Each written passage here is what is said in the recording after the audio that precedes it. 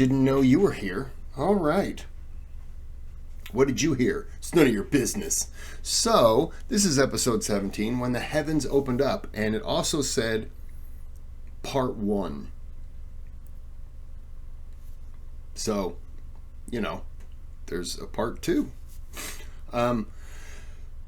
Before we get started, there's a thanks button on the channel. You can donate. You don't have to. All donations are appreciated. You can request things. If you donate, they just move to the top of the list. If you don't, it just takes time to get to everything. You can subscribe if this is the type of stuff you like. Click the bell if you do. The warrior has been known to cut off fingers. He just goes to your house. He just does it. So, And he uses a shoe. He just keeps hitting it until it falls off. I hear it's pretty brutal. So, just click that bell. And if you don't want to do any of that, then click the thumbs up button. Because the thumbs down button, I'll be honest, the last thing I heard, somebody hit the thumbs down button, died. Yeah. They hit the thumbs down button, and about 18 months later, I don't know what happened. I think they were hit by a bus, or they died in their sleep. I'm not exactly sure, and that could have been made up. But just, click the thumbs up. So let's get into the video. Allah subhanahu wa ta'ala has promised that He's never going to test or try us except that there will always be ease along with and also after that trial. And Allah subhanahu wa ta'ala has told us that those who are patient will taste the fruits of their patience. And therefore, after the lowest downs, if you like, in the life of the Prophet, and the most traumatic incidents, it was only natural that the Prophet would then be gifted by one of the all-time highs. Some scholars have said this is the greatest miracle that the Prophet has been given personally. And that is the incident of Al-Isra wal-Mi'raj. Al-Isra means the night journey that the Prophet undertook from Mecca to Jerusalem. Mi'raj actually means the, if you like, item or the mechanism of rising up high. But we refer to it as the actual ascension, not the apparatus, but what the Prophet did, and that is to rise up to the heavens. And so Al-Isra from Mecca to Jerusalem, Al-Mi'raj from Jerusalem to the heavens. Subhanalladhi asra bi'abdihi laylan. All praise be to Allah, or may Allah be exalted, because He has taken His abd in one night, laylan, min al-masjid al-harami ila al-masjid al-aqsa. From the masjid al-haram in Mecca to the masjid al-aqsa in Jerusalem, alladhi barakna hawlahu. This Jerusalem, Allah is saying, we have blessed the land around it. Linuriyahu min ayatina. So that we may show Him of our wondrous miracles. And Allah subhanahu wa ta'ala says, مَا كَذَبَ الْفُؤَادُ مَا رَأَى. That the chest is not lying, the heart is not lying when it narrates what he saw. أَفَتُمَارُونَهُ عَلَى مَا يَرَى. Are you gonna doubt what he saw? وَلَقَدْ رَآهُ نَزْلَةً أُخْرَى عِنْدَ سِدْرَةِ الْمُنْتَهَى عِنْدَهَا جَنَّةُ الْمَأْوَى. And indeed he saw Him for a second time. He saw Him at the سِدْرَةِ الْمُنْتَهَى إِذْ يَغْشَى سِدْرَ مَا يَغْشَى مَا زَاغَ الْبَصَرُ وَمَا طَغَى. The eyes did not go beyond their mark. They didn't blink. They didn't become scared. لَقَدْ رَأَى مِنْ آيَاتِ رَبِّهِ الْكُبْرَى. He saw of the miraculous signs of his Lord. Notice, لَقَدْ رَأَى مِنْ آيَاتِ رَبِّهِ الْكُبْرَى لِنُرِيَهُ مِنْ آيَاتِنَا الْكُبْرَى. You see the parallel? Both surahs mention Isra wal Mi'raj with one reason, and that is to show our Prophet ﷺ the magnificent signs of Allah Jalla Jalaluhu. The first question, when did it happen? Probably the strongest position, around a year before the Hijrah. The second question, where did it happen from? The Prophet ﷺ said that when I was in the Hatim, lying down, Jibreel came to me. So this is the most authentic version. There is another version. The Prophet ﷺ says that when I was in my house, I saw the roof open up and Jibreel come to me. Ibn Hajar says this shows that he was in his house and Jibreel first took him to the Hatim. What is Al-Hatim? It is the semicircular region that is outside of the Kaaba. And he says that in the Hatim, Jibreel opened up my chest and he brought a bowl made out of gold that was full of, in one version it says Zamzam, in another version it says full of Iman. And Isn't Zamzam that tree? It's like that really bad tree in hell or something like that? Or am I thinking something similar. I swear that was it, because it was a very...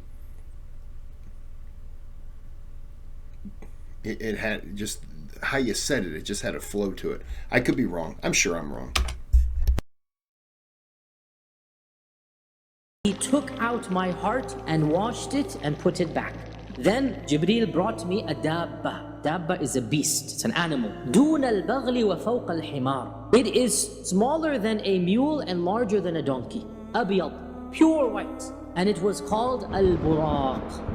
And al-buraq, of course, comes from the root of lightning, right? So it's lightning speed. And the Prophet ﷺ explained that it puts its hoof, every hoof of this buraq, it puts it as far as the eye can see. According to another report in Tirmidhi, the Prophet ﷺ said it had a muzzle on it. You know what you put on the harness? It had a harness on it and it had a saddle. Jibreel was holding on to the harness and the Prophet ﷺ stepped onto al-buraq. He basically mounted al-buraq. What does an animal do that is mounted by a strange person?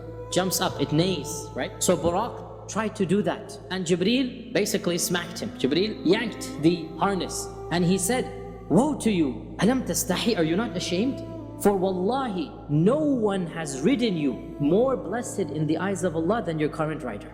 And the Prophet ﷺ said that I rode him and he took me until we came to Baytul Maqdis. And I tied al-buraq to the animal post that is used by the Prophets. I went inside and I prayed 2 rak'at. According to one narration, the Prophet ﷺ prayed 2 rak'at, and when he turned around, فَالْتَفَتُّ فَرَأَيْتُ جَمِيعَ الْأَنْبِيَاءِ. He saw all of the Prophets lying behind him. From the other narration that we have, the Prophet ﷺ actually says that I saw myself with the other Prophets. And there was Musa praying, قَائِمٌ يُصَلِّي. And he was a tall and strong and muscular man of a brownish color, as if he is a man from the tribe of Shanu'a. And in fact, our Prophet ﷺ said that when I was going to Isra wal Mi'raj, I passed by the grave of Musa. So this means he passed by his grave and then Allah took him to Masjid al-Aqsa, right? And then Allah took him to the 6th heaven. So he met Musa 3 times. And I saw Isa ibn Maryam alayhi salam standing and praying. And the one who looks most like him is Urwa ibn Mas'ud al-Thaqafi. In another version, the Prophet ﷺ said he was whitish in color. Of course, the Arabic is red. As I said before, the Arabs called white people red. And his hair glistened with water as if he had come out of a steam bath, and he is a rather short man compared to Musa. And then he said, and I saw Ibrahim alayhi salam qa'imun yusalli. Notice, Isa standing and praying, Musa standing and praying, Ibrahim is standing and praying, right? As he enters the masjid. And the one who resembles him the most is your own companion, meaning himself. All of the prophets he's seeing are already standing and praying. And this shows us the importance of salah, that even after death, at least for Ibrahim and Musa, as for Isa, he's still alive, the prophets are praying. And then it came the time to salah. فَحَانَتِ الصَّلَاةِ فَأَمَمْتُهُمْ. So I was put the imam of them. So this version has it that he knew exactly what's going on. But the main point is, he is leading the Anbiya and the Mursaleen behind him. He is the imam of all of the prophets. Not only this, but by extension, since every prophet is the leader of his ummah, and the Prophet ﷺ is leading the prophets who lead all the individual ummahs, our Prophet Muhammad ﷺ is the leader of every single ummah. I.e., as he himself said, أَنَا سَيِّدُ وَلَدِ آدَمَ يَوْمَ الْقِيَامَةِ وَلَا فَخْرٍ. He is the Sayyid. The Sayyid here means the leader, the master. He is the Sayyid of all of the children of Adam on the day of judgment. And then he said, I'm not saying this, astaghfirullah, to boast or be arrogant. This is just a fact. Then he says that after he finished, in this version, Jibreel comes to him right now and presents 2 utensils. In another version, Jibreel does this when they ascend up to the heavens. One of them has khamr and the other one has laban, right? So there's wine and there is milk. Wine is still halal. The Muslims of Mecca are drinking wine. And Jibreel says, choose, and choose for your ummah. So the Prophet ﷺ chose the milk, and Jibreel says, you have chosen the fitrah. Asabtal, you have chosen the right one, and that is the fitrah. That is when the Jibreel came to him, and the Prophet ﷺ says, Jibreel asked permission for the doors of the heavens to open. And the gatekeeper behind the door asked, who is it? So Jibreel says, it is Jibreel. And the gatekeeper said, do you have anybody? And Jibreel said, yes, I have with me Muhammad ﷺ. The gatekeeper says, has he been sent for? Jibreel says, yes. So then the doors open up. So for every single one of the 7 heavens, the same story happens. They get to the 2nd heaven and it's closed. Jibreel asks permission. The gatekeeper says, who is there? Jibreel says, it's Jibreel. He says, is anybody with you? The same conversation. Every single one of the 7 heavens. The Prophet ﷺ goes to the first door opens, and there is a man standing. The Prophet ﷺ described him as being tall, huge. And Jibreel says, this is your father Adam, so say salam to him. So the Prophet ﷺ said salam, and Adam responded and said, Marhaban bil ibn salih wa nabiy salih. Welcome, O noble son and O noble prophet. Welcome, O righteous son and O righteous prophet. In the second heaven, there is Yahya and Isa ibnay al-Khal, i.e. their 2 mothers were sisters, right? So Maryam and her sister, and the Prophet ﷺ was told, this is Yahya and Isa, say salam to them. And so I said salam to them, and they said, welcome, O noble brother and O noble prophet. Then the third heaven, and in the third heaven was Yusuf alayhi salam. And the same thing, welcome, O noble brother and O noble prophet. And here is where the Prophet ﷺ said the famous phrase, I saw Yusuf, and lo and behold, it was as if he had been given half of all beauty, shatr al-husn. Then I went up to the fourth heaven, and in the fourth was Idris alayhi salam. And Idris also says, welcome, O noble brother and O noble prophet. Then I go up to the fifth heaven, and there is Harun, and the same, welcome, O noble brother and noble prophet. I go up to the sixth heaven, and there is Musa. Then I went up, Musa began to cry. So he was asked, why are you crying? So Musa says, I am crying because this young man who was sent after me shall have a larger following that will enter Jannah than my own ummah. And then he said that I went up to the seventh heaven, the same question back and forth with Jibreel, and then I saw Ibrahim alayhi salam, and he was sitting with his back leaning on the Al-Baytul Ma'mur. What is Al-Baytul Ma'mur? Allah subhanahu wa ta'ala mentions وَالطُّورِ وَكِتَابٍ مَسْطُورٍ فِي رَقٍّ مَنْشُورٍ وَالْبَيْتِ الْمَعْمُورِ. It's in the Quran, Surah Al-Tur. Al-Baytul Ma'mur means the frequented house. The only information we have about Al-Baytul Ma'mur is that the Prophet ﷺ said it is a house similar to the Kaaba. In one version, it is the Kaaba of the heavens. Just like there's a Kaaba on earth. In another version, it is above the Kaaba on earth, such that if it were to fall, it would fall on the Kaaba on this earth. So it is above the Kaaba of this earth. And every single day since Allah has created the creation, 70,000 angels enter Al-Bayt Al-Ma'mur to basically do tawaf and pray, and those 70,000 never return, and every single day this happens. And Ibrahim is there because he is the one who built the Kaaba on earth, so he deserves to be associated with the Kaaba in the heavens. And Jibreel said to me, this is your father Ibrahim, هذا أبوك Ibrahim, say salam to him. And so the Prophet ﷺ said salam to him, and Ibrahim responded the exact same way that Adam had responded. Notice the beginning and the end, the same response, right? Welcome, O noble son and O noble prophet. So notice the dabba or buraq is still tied at the post, okay? So the journey is very simple. From Masjid al-Haram to Masjid al-Aqsa. From Masjid al-Aqsa up to the heavens, then he's going to come back down and then use buraq to get back to Mecca. I actually forgot it was part 1 until it popped up, like to be continued. And I was just like, what? In my mind, I completely forgot. I didn't pause it because I was enjoying the story.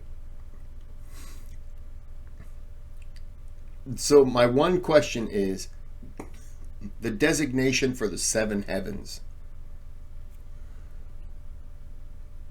I can understand Ibrahim. Ibrahim is Abraham. Am I right on that?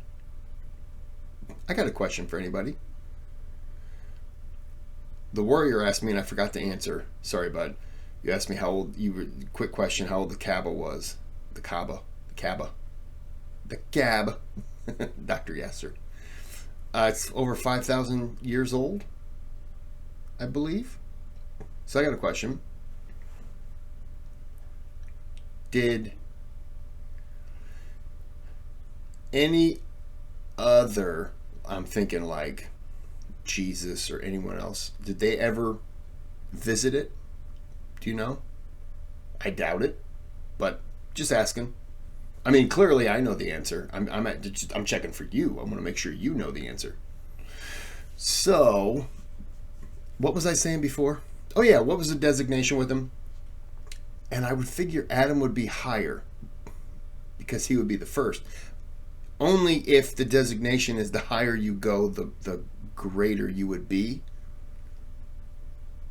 Does that make sense? Because I figure he would be higher, but I could understand him being lower, because in a way it would be like, well, he was the first, so he would be welcoming everyone. He would be like that greeter. I don't make it, that sounds a little too simple, but you understand what I'm saying? He would be like, he's the first, so he would be there to kind of welcome you in. I could see that. That kind of makes sense. I've approved it. That's what it is. Unless somebody tells me the correct reason. All right. We'll come back with episode 18, the follow-up. But until then, I forgot what I was supposed to say. Oh, yeah. Until then, wow. Have a good day. Have a good night.